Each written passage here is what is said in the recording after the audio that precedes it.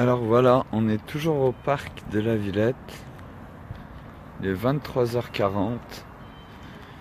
Il y a toujours de la musique, toujours du bon son. Là, je me suis éloigné pour vous faire à tous un petit coucou.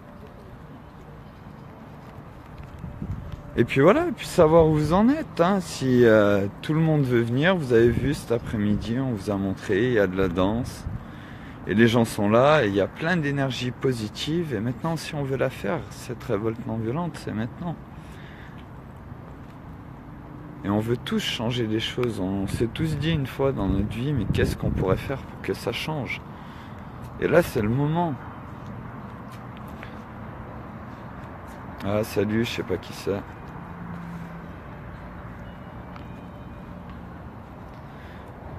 Voilà, là, on est toujours à la Villette. Là-bas, il y a la musique, il y a toujours du monde. Comme vous avez vu les directs de cet après-midi. On a la toile de tente aussi qui est arrivée. Le problème, c'est qu'on va pas la mettre parce que le parc ferme à 1h du matin et qu'on n'est pas assez. Il y a des gens qui habitent ici, les danseurs, c'était des gens d'ici. Je peux pas aller trop vers la musique parce que de toute façon, vous verrez pas.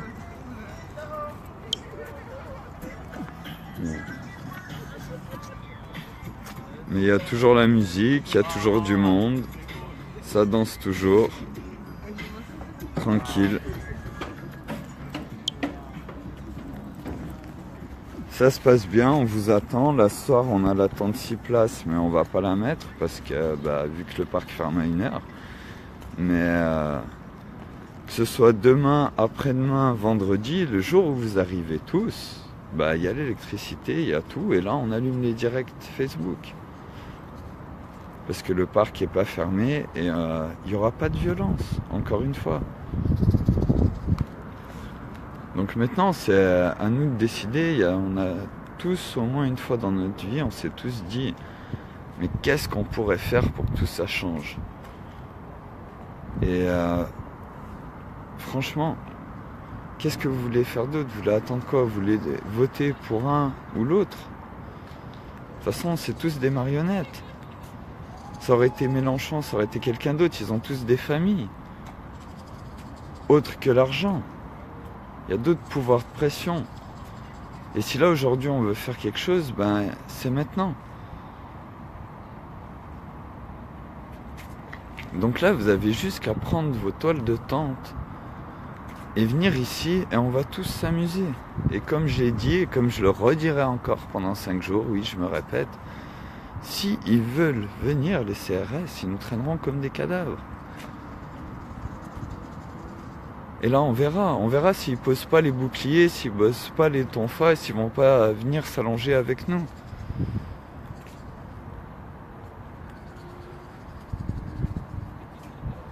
Yeah, yeah. Salut Alain. Nous, ça va bien, ça va bien. Ce soir, on pourra pas mettre la toile de tente, mais on l'a. Parce que comme je disais, le parc ferme à 1h et il faut que vous soyez tous là. Et Cafaret d'Ami Molette, ouais. Elle était avec nous tout à l'heure. Et puis, bien, tous les gens d'ici ils vous attendent avec plein d'énergie, comme vous l'avez vu, avec plein d'amour. Et voilà, on comprend, on sait que ce sera peut-être que vendredi que vous pourrez poser congé ou pas, ou faire un jour de maladie, mais c'est maintenant. Et le jour où il y a beaucoup de monde qui va arriver avec ses toiles de tente l'après-midi, là, le soir, on pourra tous s'installer tranquillement. Et comme on a dit, si les CRS y viennent, on s'allonge tous par terre, ils nous traînent comme des cadavres. Et comme j'étais en train de le dire, vraiment, qu'est-ce qui va se passer? Ils vont poser les tonfas, ils vont poser les boucliers, mais pour ça, il faut leur donner quelque chose où ils se disent pas que demain, ils vont devoir aller bosser. Et qui vont se faire défoncer comme tous les gens qui aujourd'hui ont été des donneurs d'alerte. Et je parle pas de moi, parce que moi c'est un réel plaisir. Tout ce qui se passe, c'est un plaisir de voir si la France a vraiment envie de faire quelque chose. Et si le monde a envie de changer, parce qu'on peut plus, la seule chose qu'on peut se rendre compte aujourd'hui, c'est qu'on voit qu'il n'y a rien qui va. Mais maintenant, qu'est-ce qu'on a à proposer? Là maintenant on a des choses à proposer et ici on vous en parlera, il n'y aura pas que la danse quand vous serez là.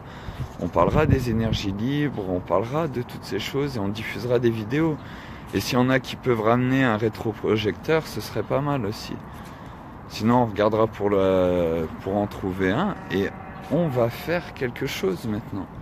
Mais ça dépend que de vous, du fait que vous partagiez de partout en France.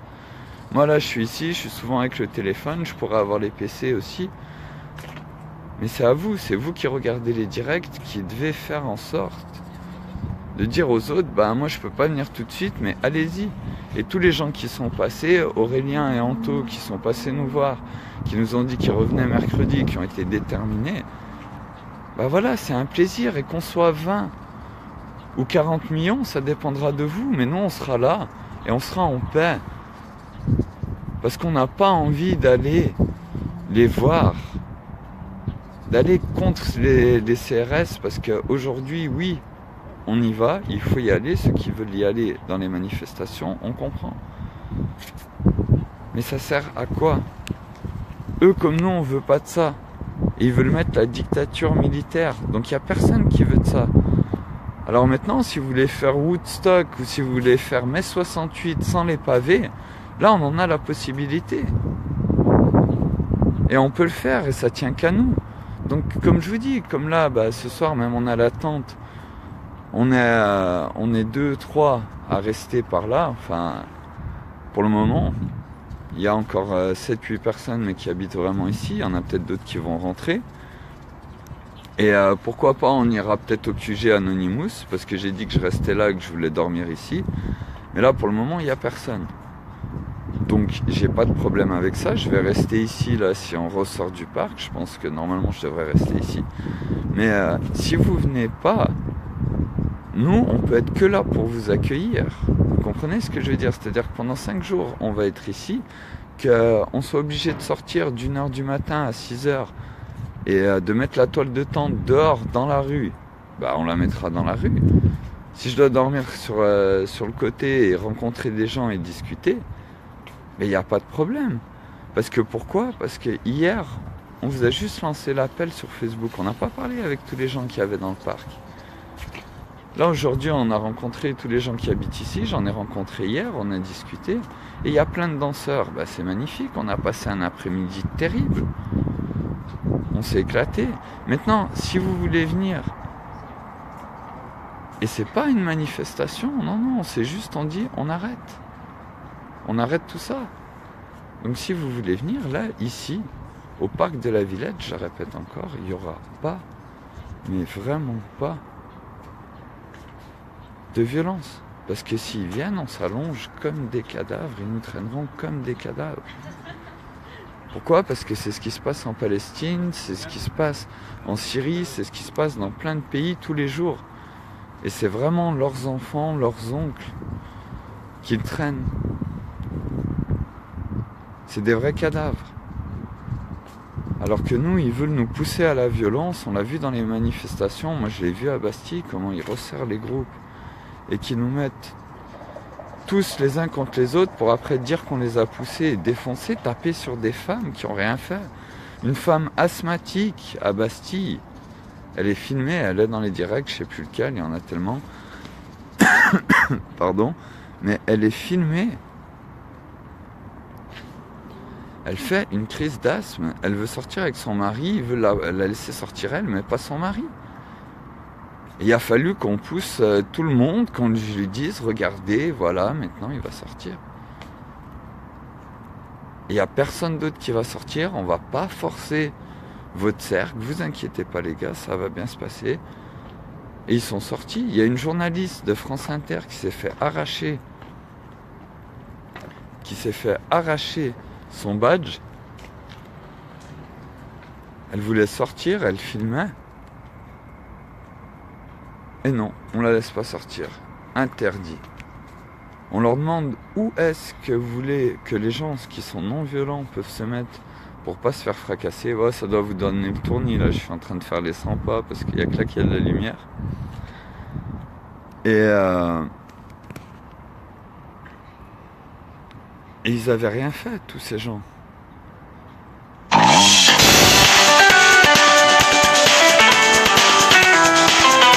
Je vais retourner par là-bas. Parce qu'apparemment on m'appelle, vu que j'étais caché et que j'étais à la lumière. Et maintenant, c'est à nous de décider si on veut vraiment faire quelque chose ou pas.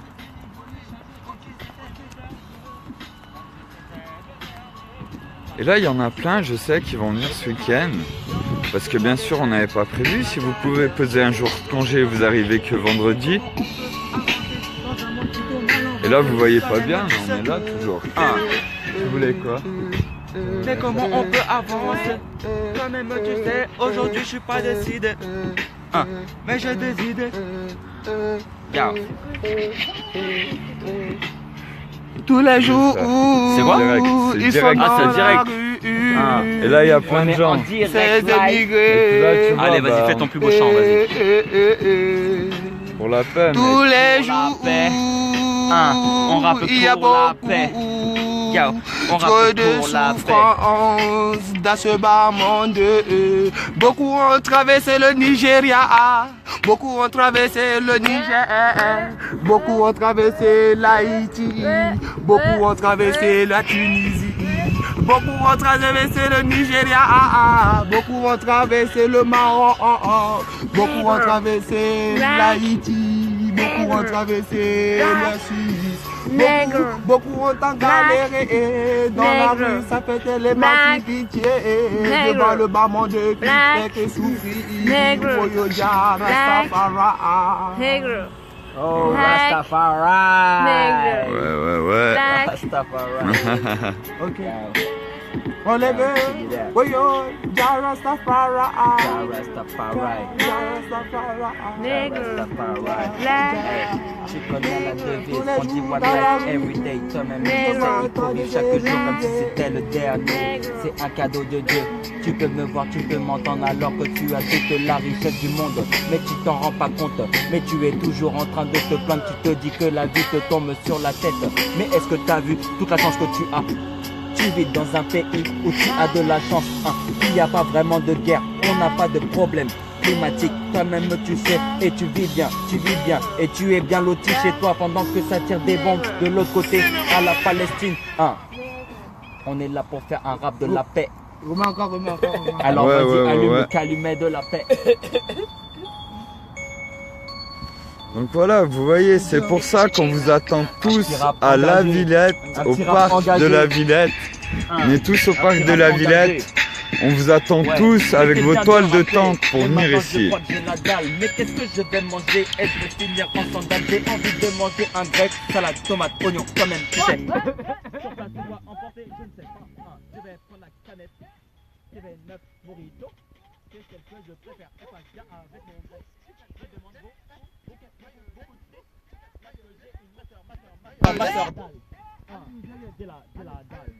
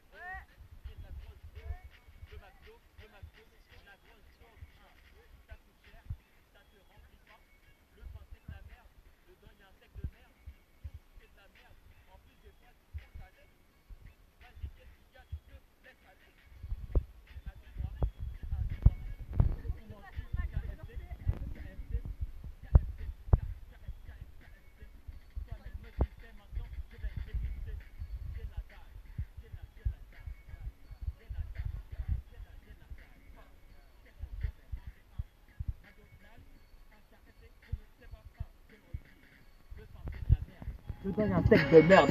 Les frites sont trop salées et putain, mais qu'est-ce que tu fais? Tu te laisses aller? Yo, ok, je reprends.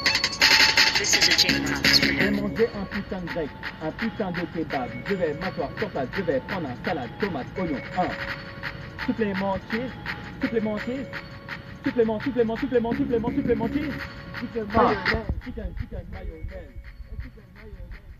chicken mayonnaise. Oh putain, elle a sorti là, au bordel. Ah. Ouais, t'as bien raison de sortir le masque Anonymous. Toi-même, tu sais, on va la mettre dans la...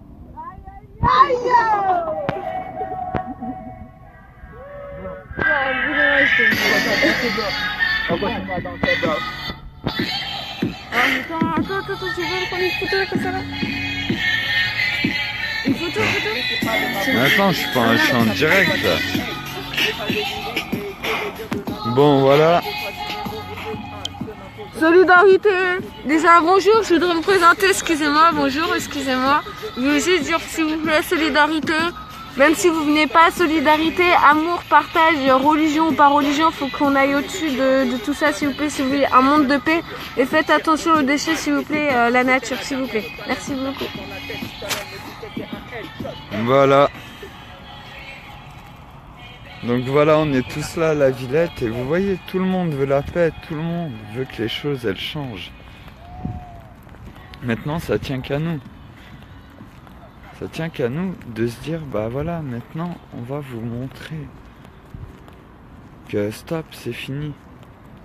Posez tout, posez les boucliers, posez les tonfas et venez avec nous. On arrête. Et c'est juste ça, c'est ce qu'on attend depuis tout le temps. Et comme je disais, bah voilà, il y a eu plein de beaux trucs qui sont passés sur Facebook et de partout, des idées de couper le courant tous les jours à la même heure. Mais c'est compliqué, suivant ce que les gens ont à faire, ils peuvent pas le faire tous les jours.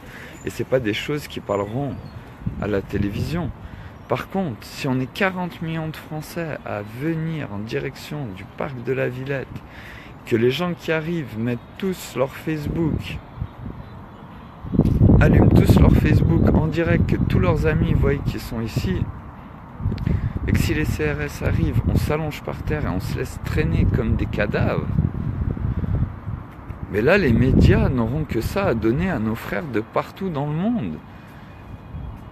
Et avec tous nos Facebook allumés en même temps, parce que Facebook, ils nous font payer pour le partage, eh ben on va tous se rassembler et on va partager ensemble pour tous ceux qui sont pas ici.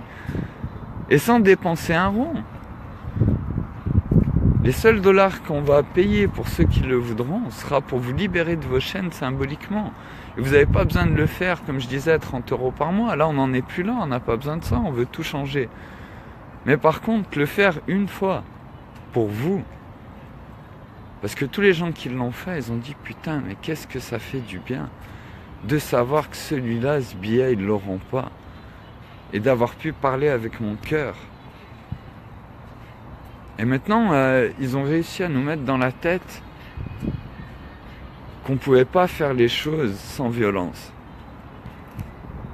Eh ben, venez tous ici, venez, qu'on leur montre qu'on peut tout faire sans violence et que, au contraire, sans violence, ils sont inutiles. Ils ne peuvent rien faire. Et ça, on peut leur le montrer. Vous savez, moi, comme j'ai dit, j'aime pas lire, même si j'ai écrit un livre sur mon parcours au travail. J'aime pas lire, j'aime pas écrire.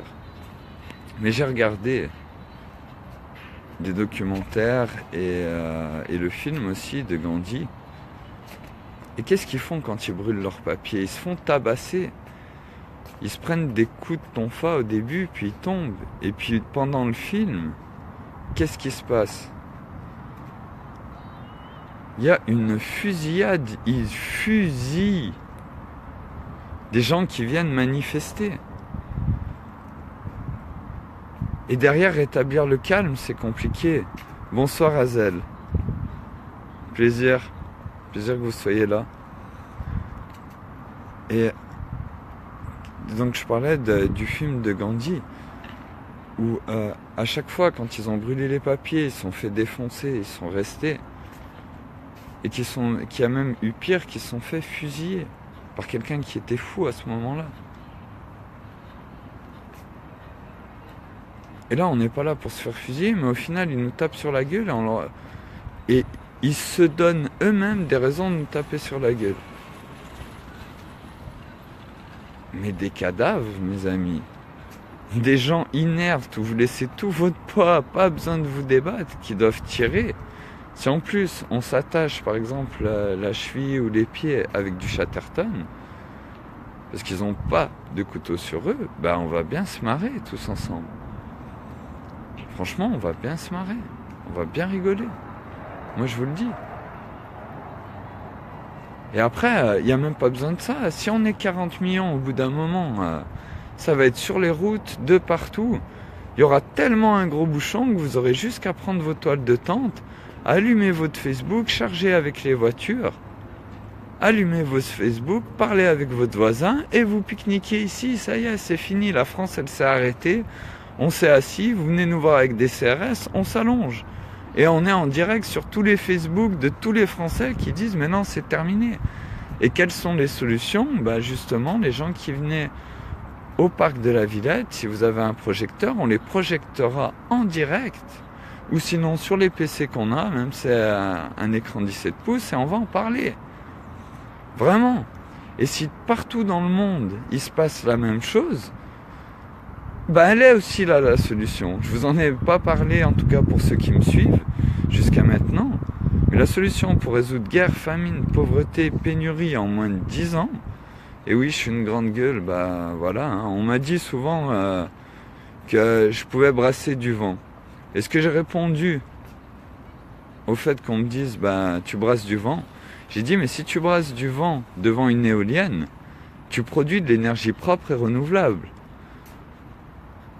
Donc la question, c'est pas qu'est-ce qu'on fait, mais c'est comment on le fait pour voir quel avenir on va donner aux générations futures. Et on parle de monde civilisé. Le monde civilisé, il commencera le jour où on comprendra qu'on est tous une grande famille d'animaux, de plantes et d'êtres humains qui devons vivre sur cette belle planète et la réparer et en prendre soin pour pouvoir prospérer tous ensemble.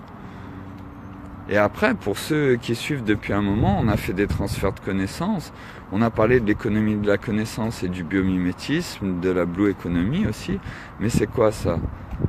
C'est tout simplement le fait d'imiter la nature pour produire. Parce que nous, aujourd'hui, on produit en ligne. C'est-à-dire qu'on produit quelque chose, mais on produit aussi quelque chose que personne ne veut.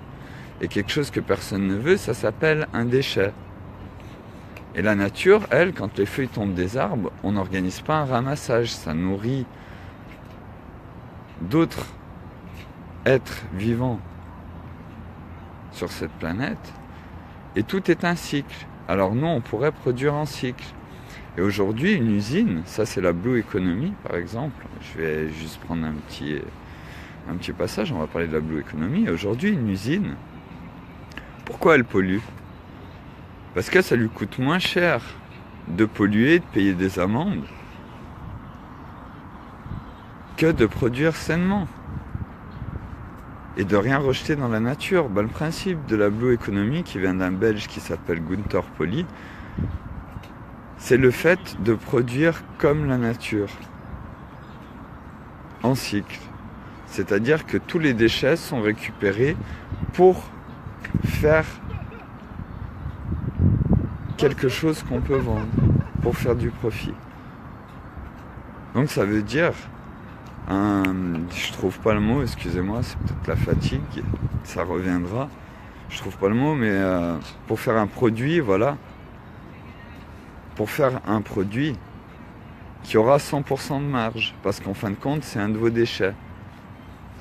Et pour ça, je vais vous donner un exemple, qui a été fait sur un hôtel en Thaïlande, où là, c'est pas le 100%, c'est on va dire 80%. C'est les dégazages de CO2. Il existe une plante qui s'appelle la spiruline, qu'on entend de plus en plus parler, qui est très bonne pour l'organisme et qui apporte des choses que pour les végétariens ou les véganes qui ne mangent pas de viande, qui peuvent leur apporter les protéines nécessaires. Elle est très prisée, cette plante. Et ça, vous ne le saviez peut-être pas, mais cette plante, pour se développer 2 fois plus vite, elle se nourrit de CO2. Donc qu'est-ce qu'ils ont fait dans cet hôtel?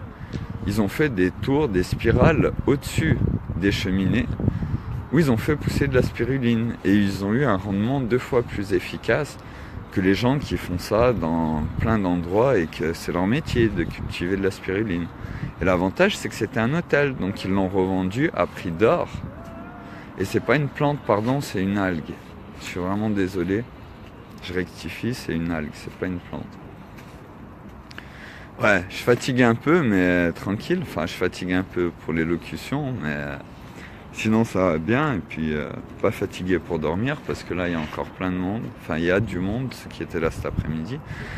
Mais voilà, tout ça, on va pouvoir en parler. Je vous ai parlé de l'effet d'humain hier soir. Et il y a un moment, il faut faire quelque chose.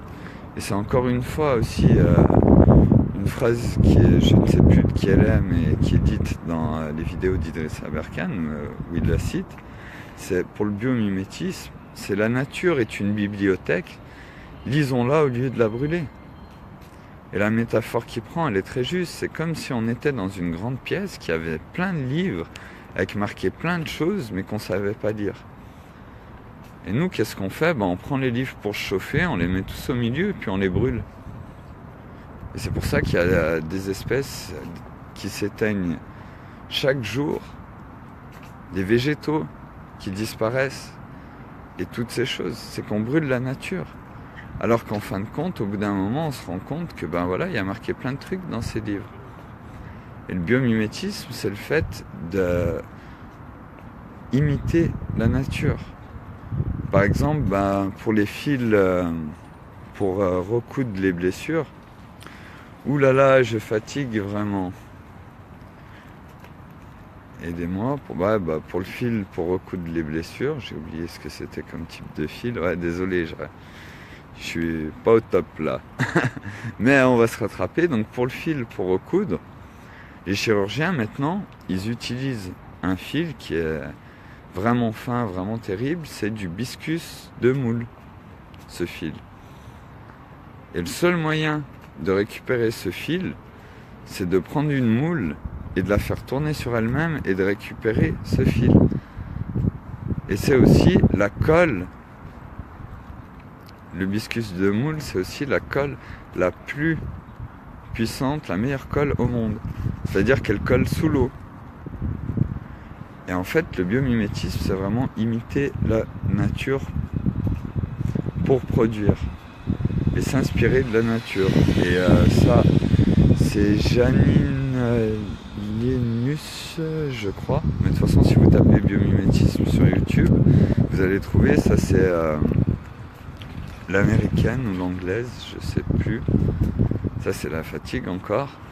Qui a parlé du biomimétisme, qui a poussé le biomimétisme à un autre niveau. Et en fait, c'était une scientifique, puis elle en a eu marre, elle était un peu en dépression. Elle est partie en Afrique, puis elle est allée voir les éléphants. Et en fait, en observant les éléphants, elle voyait qu'ils tapaient avec les pattes sur le sol. Puis elle s'est dit un truc de fou, elle s'est dit, mais en fait, je pense que les éléphants, ils ont un système auditif dans les pieds, dans les pattes. Et là, voilà, quoi, quelqu'un qui vous dit ça, surtout à une époque où on a étudié tous les animaux, on a étudié les éléphants, c'est quelque chose de fou. Personne pourrait penser quelque chose comme ça. Et puis, elle a recherché, elle a regardé, puis en fait, il s'est avéré que justement, les éléphants dans les pattes ont un système auditif. Donc, je dis système auditif, encore, je m'excuse pour ce soir, parce que je suis pas précis ou comme d'habitude, mais voilà quoi. Tant pis. Et qu'est-ce qui s'est passé? C'est que de là, maintenant je crois que c'est Apple qui a fait des écouteurs où ça passe directement dans les os, où le son passe à l'intérieur de l'os. Et ça, c'est tiré de cette étude des éléphants. Et plein d'autres choses en fait. Donc maintenant, pour changer les choses, il faut une révolte non violente. Celle-là, elle existe avec l'impôt pour la liberté. L'impôt pour la liberté, c'est le fait que chacun s'exprime et détruise symboliquement ses chaînes avec un billet.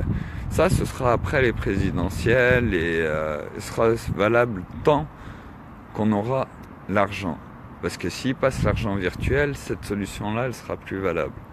On est bien d'accord. Et vous pouvez me dire, ouais, mais brûler de l'argent, ça peut leur donner le fait qu'ils vont accélérer la mise en place de l'argent virtuel. Mais non, parce que si un peuple mondial se lève en parlant avec son cœur et en finissant le message par oui, pour la liberté, je détruis mes chaînes qui sont ce bout de papier, et de partout dans le monde, dans toutes les langues, ils ne pourront pas imposer un argent virtuel à un peuple qui se lève en détruisant ses chaînes. Non, c'est pas possible. Et là, on peut reprendre les choses et pouvoir discuter. Donc, on ne parle pas d'enlever l'argent, en tout cas pas tout de suite.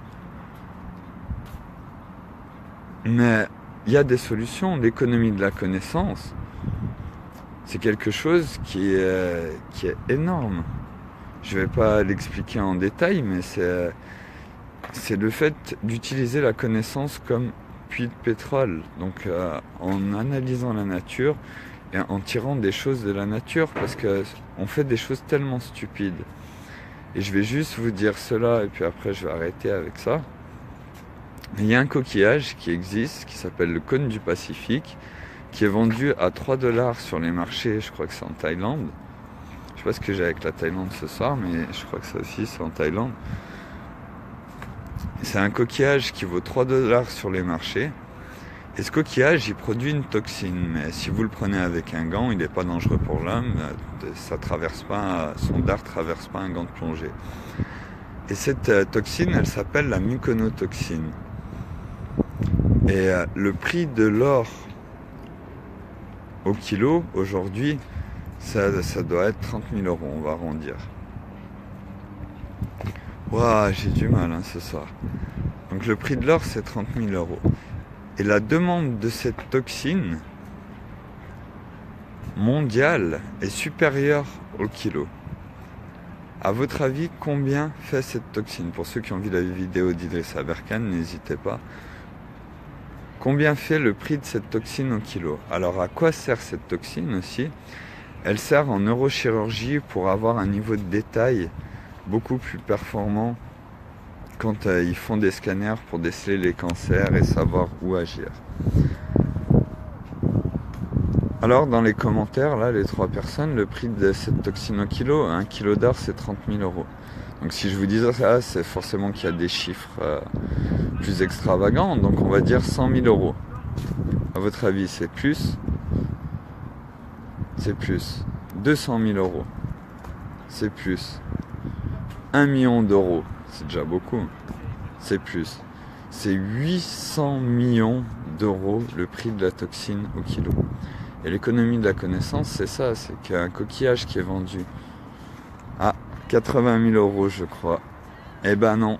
C'est 800 millions d'euros le kilo de cette toxine, la myconotoxine. Donc vous vous rendez compte? Et aujourd'hui, tout le monde ne jure que par l'or.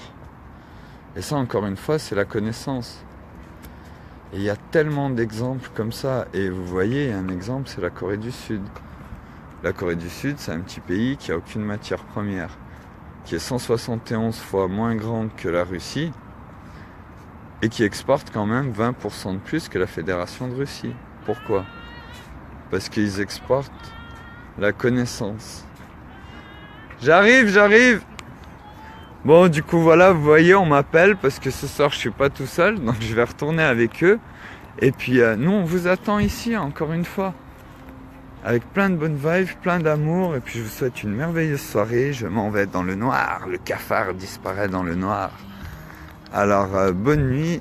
Faites pas de cauchemar, parce que le cauchemar, c'est pour ceux qui voudraient pas voir la fin de tout ce foutoir. Je vous aime tous, je vous dis à demain, à après-demain et à ce week-end pour enfin changer les choses. Plein d'amour. Ciao.